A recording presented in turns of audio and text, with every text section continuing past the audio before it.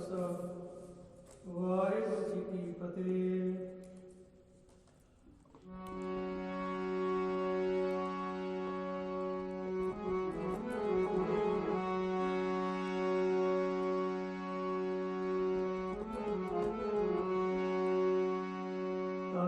श्री गुरु नानक देव जी महाराज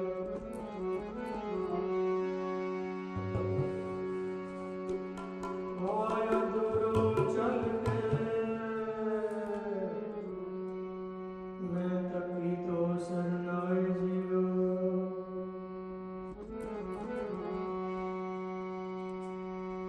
आया दूरों चल के मैं तकी तो शरणाए जियो। चित में मेरा सब दुख गवाए जियो।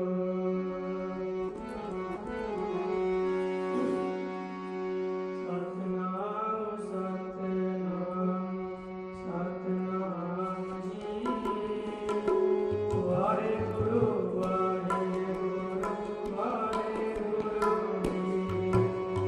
सतनाम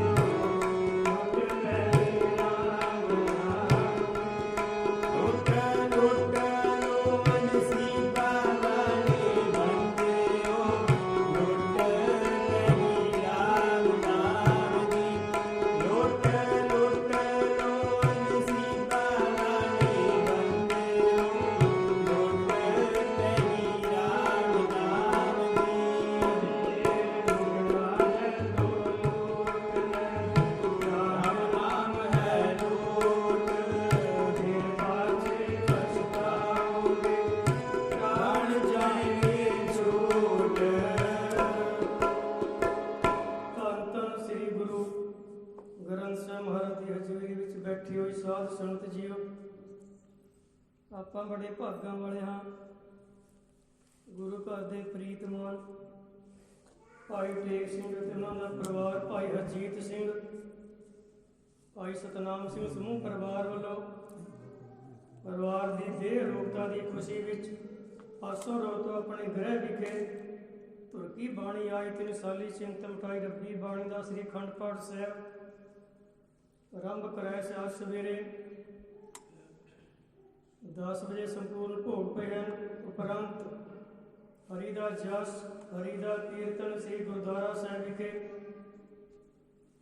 ਆਰੰਭ ਹੈ। ਸਭ ਸੰਗਤਾਂ ਦੇ ਚਰਨਾਂ ਵਿੱਚ ਬੇਨਤੀ ਹੈ, ਜਿਹੜੇ ਉੱਧਰ ਉੱਧਰ ਘੁੰਮ ਰਹੇ ਨੇ, ਆਪ ਗੁਰੂ ਮਹਾਰਾਜ ਦੇ ਚਰਨਾਂ ਵਿੱਚ ਬੈਠ ਕੇ ਪੂਰਾ ਲਾਹ ਕੱਟੀਏ। ਸਮਾਂ ਬੜਾ ਘੱਟ ਹੈ।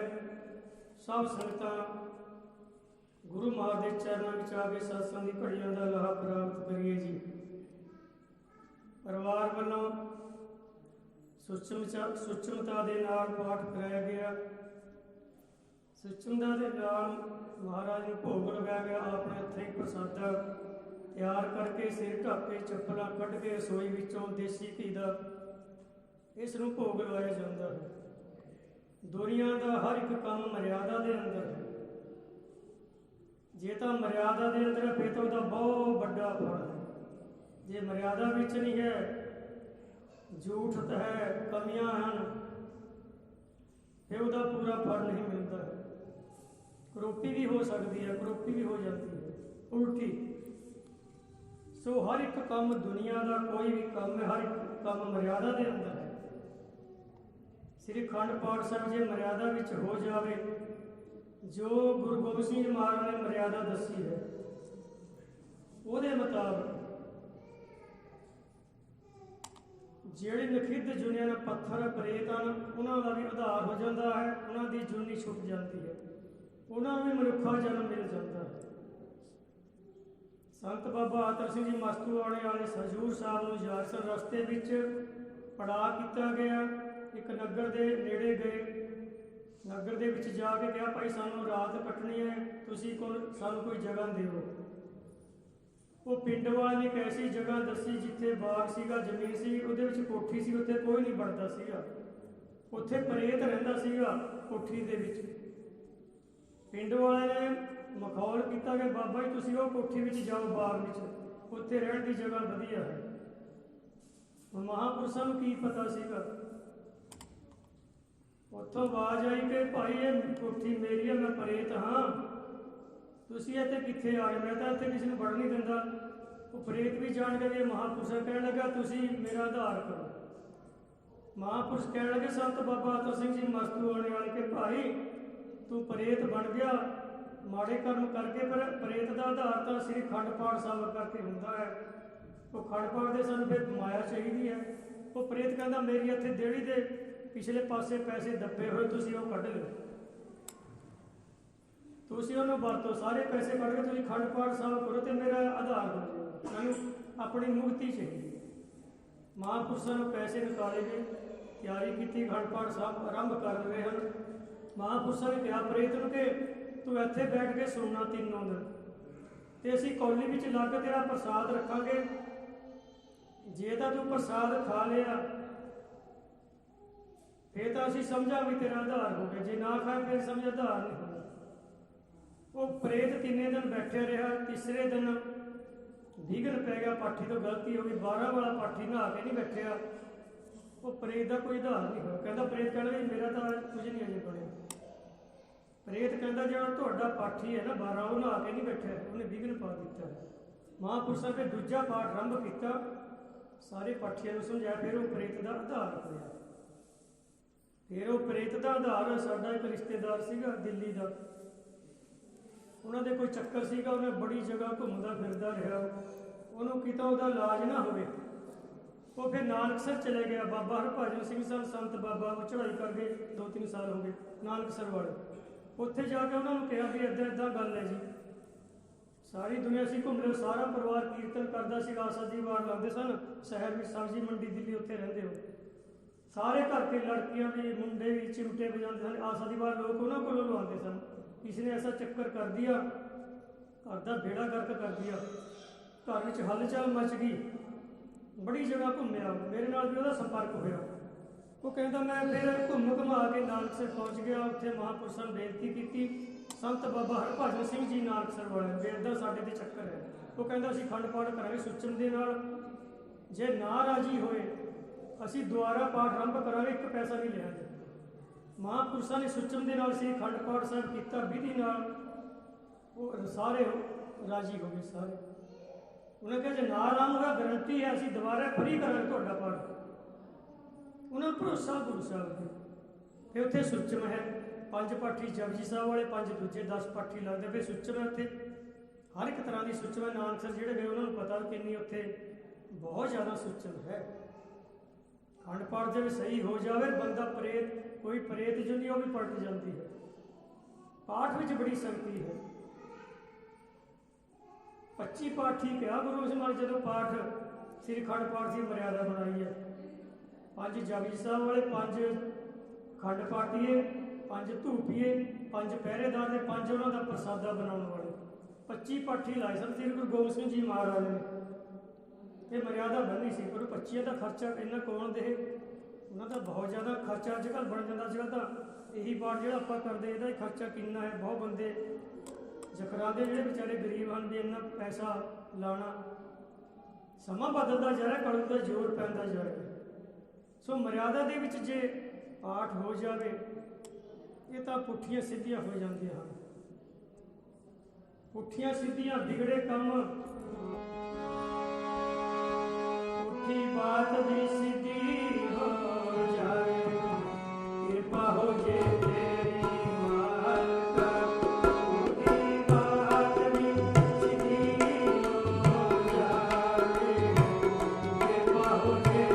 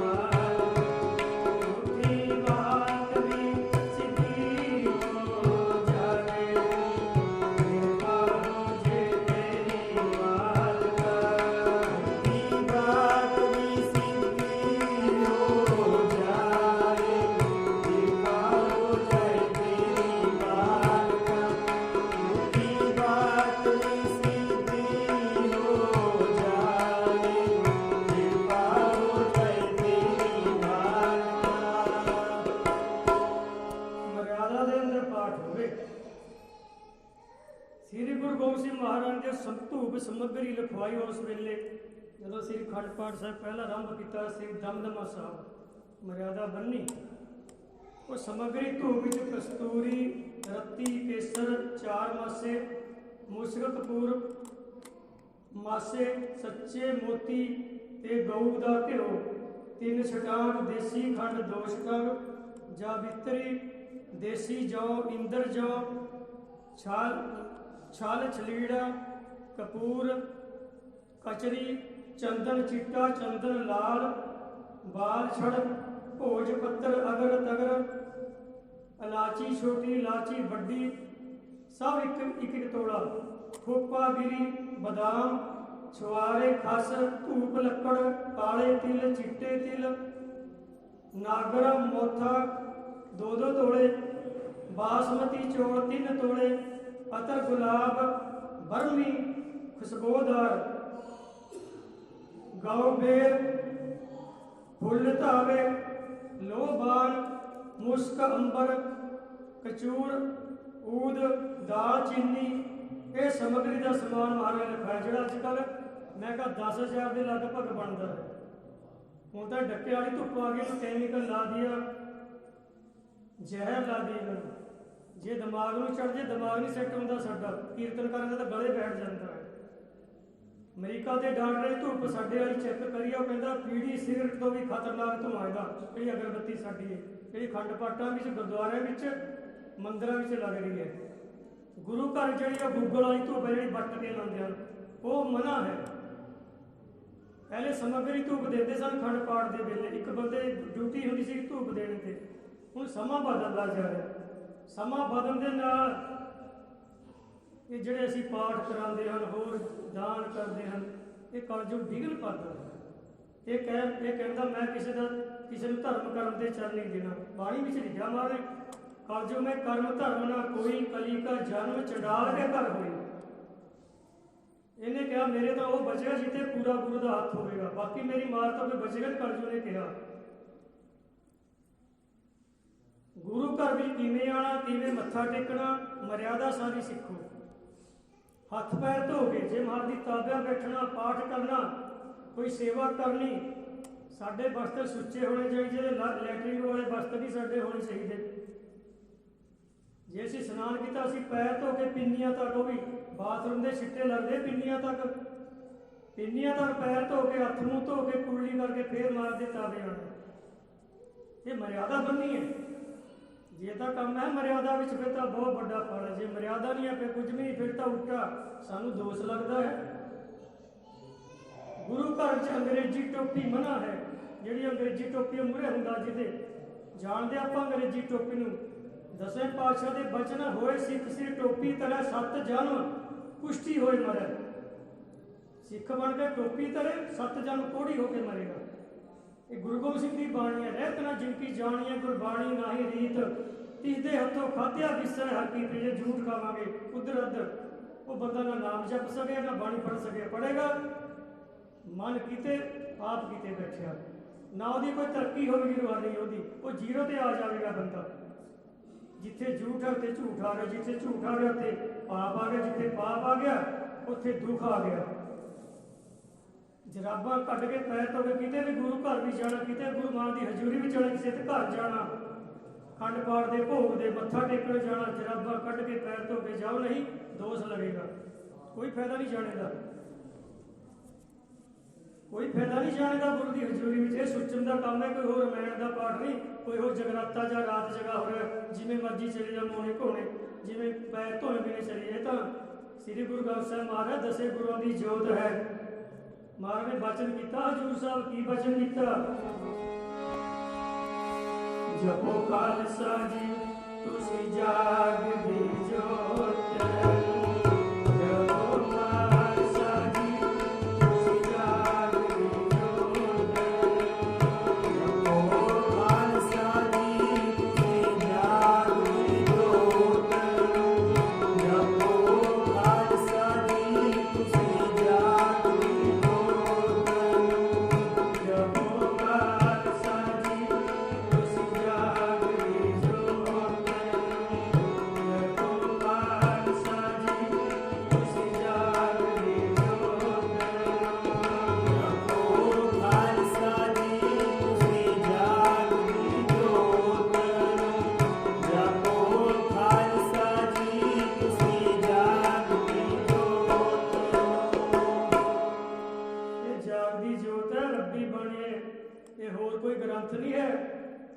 दसे गुरु हाजिर नाजर सिंह शहीदों के पहरे चल रहे थे, जोड़े घर में पाठ हो 33 करोड़ देवते का पहरा होता है। सारिया शक्तियां गुरु मां के चरणों में हैं। जोड़े कहते गुरु में शक्ति नहीं है, शक्ति क्यों नहीं है, शक्ति क्यों नहीं? मेरे को किन्नियां मिसालां तुहानूं मैं सुणावां, किन्नियां मिसालां तुहाडे पिंड दियां मिल जाण लोगों के नुकसान होए पाठ तो बाद। कल्ले कल्ले दे मेरे को रिपोर्टां हैं, कल्ले कल्ले दियां। मैं इसी करके ड्यूटी छड्डी है ग्रंथी वाली, हरेक के घर जाना पैंदा है। हुण साडी मर्जी किसी घर जाइए ना जाइए। असीं फलैटां विच पाठ करिया 5-6 महीने पहले, फलैट सैदपुरे दरबार साहिब का रागी रिटायर होया होया।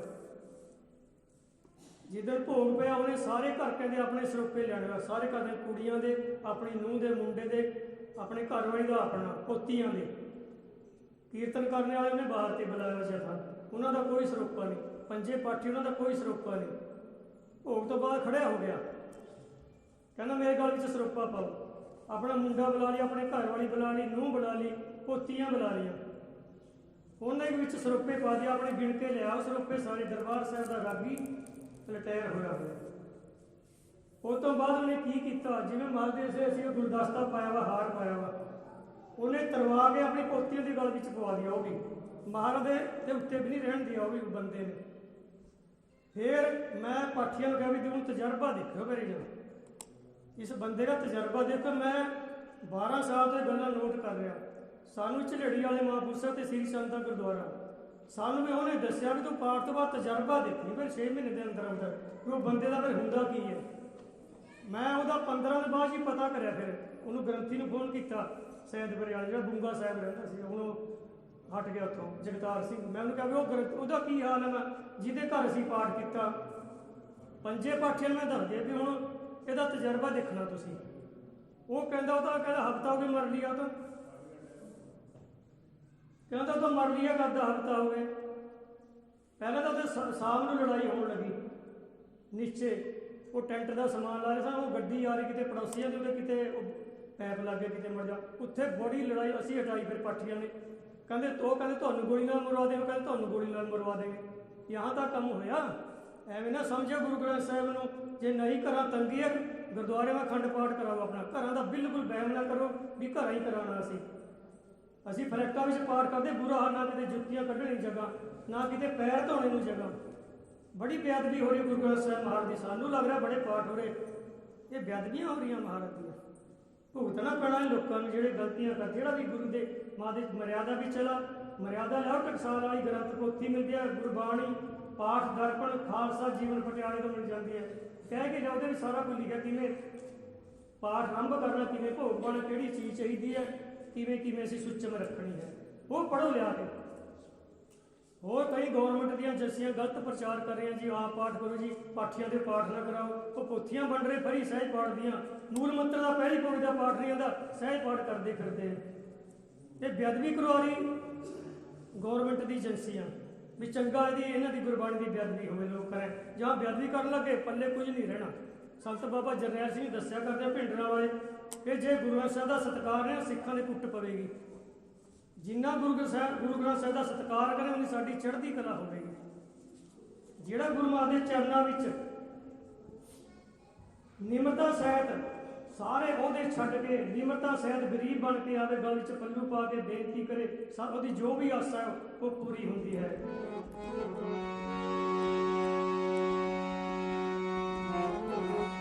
ਸੁਖ ਬਰਸਿਆ ਬਾਹਰ ਸੁਖ ਪਾਇਆ, ਤਾਏ ਸੁਖ ਬਰਸਿਆ ਬਾਹਰ ਸੁਖ ਪਾਇਆ।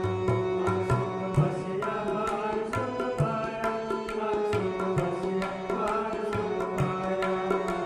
ਸੁਖ ਬਰਸਿਆ ਬਾਹਰ ਸੁਖ ਪਾਇਆ, ਤਾਏ ਸੁਖ ਬਰਸਿਆ ਬਾਹਰ ਸੁਖ ਪਾਇਆ।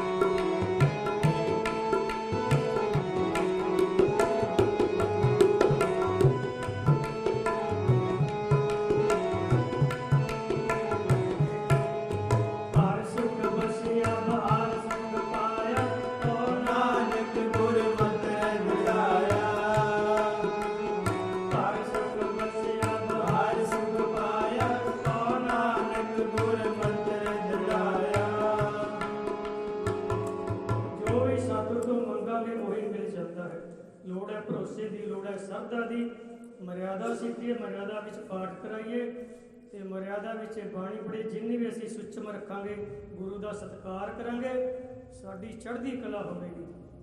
ਸੋ ਭਾਈ ਟੇਕ ਸਿੰਘ ਦਾ ਪਰਿਵਾਰ ਸਤਿਗੁਰੂ ਨੇ ਕਿਰਪਾ ਕਰਤੀ ਹੈ, ਪਰਿਵਾਰ ਨੂੰ ਦੇਹ ਰੁਕਤਾ ਬਖਸ਼ੇ। ਇਸੇ ਖੁਸ਼ੀਆਂ ਵਿੱਚ ਸਮਾਗਮ ਕਰਾਇਆ ਗਿਆ, ਪਾਠ ਕਰਾਇਆ ਗਿਆ। ਸਤਿਗੁਰ ਕਿਰਪਾ ਕਰਨ। ਸਮਾਂ ਸਾਡਾ ਸਮਾਗਮ ਤੋਂ ਬਾਅਦ ਭਾਈ ਸਾਹਿਬ ਜੀ ਕਥਾ ਕਰਨਗੇ, ਕਥਾ ਕਰਕੇ ਸੰਗਤਾਂ ਨੂੰ ਨਿਹਾਲ ਕਰਨਗੇ। ਆਓ ਭਾਈ ਸਾਹਿਬ ਜੀ ਪਾਤਸ਼ਾਹ ਕਥਾ ਸਰਵਣ ਕਰੀਏ ਜੀ। ਬੋਲਦਿਆਂ ਬੇਅੰਤ ਭੁੱਲਾਂ ਚੁੱਕਾਂ ਗਲਤੀਆਂ ਜਾਣ ਬੱਚਾ ਸਮਝ ਕੇ ਮਾਫ ਕਰਨਾ। ਗੁਰੂ ਕੀ ਸੰਗਤ ਬਖਸ਼ਣ ਯੋਗ ਹੈ, ਗੁਰੂ ਸਾਹਿਬ ਮਹਾਰਾਜ ਬਖਸ਼ਣ ਯੋਗ ਹੈ। ਵਾਹਿਗੁਰੂ ਜੀ ਕਾ ਖਾਲਸਾ, ਵਾਹਿਗੁਰੂ ਜੀ ਕੀ